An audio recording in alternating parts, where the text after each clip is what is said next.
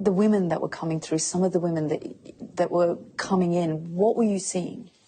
They were shot so many times in the head that in many cases it was like there was a purposeful obliteration of women's faces. We also saw women came in not very dressed, and they had often very bloody clothing, if they had any clothing, they had very bloody underwear. Women were shot. Our team has seen women shot in the crotch, in the genitals. Women were shot in the breast. You saw this? Our team saw this, yes. Women had legs cut off.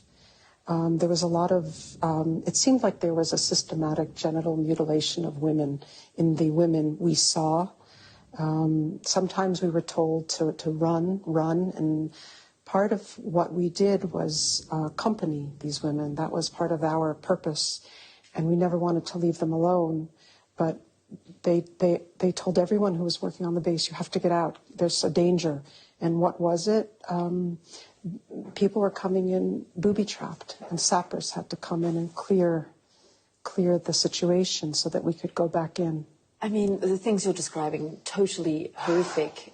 You've said you're not a forensics expert, but you were witnessing some of these horrors against the women that were coming in. What were the forensics experts saying? Were they asking you to collect the sort of the clothing and some of the body parts? I mean, what was the kind of exchange of information that you had with the forensics team? So the purpose of our unit was actually more a Jewish religious role. We were in the examination room because we were there to accompany these women. We often opened body bags. We washed jewelry of blood to give back to families of the deceased. I remember one woman had her arm and her leg were broken in so many places that it was like handling marbles or sand. And at a certain point we said, we'll just put a white sheet on top of her. In the examination room, we did not do there were experts in that room. We were there to accompany the people. But then we moved to a separate room that was more for us. It was a preparation for burial room.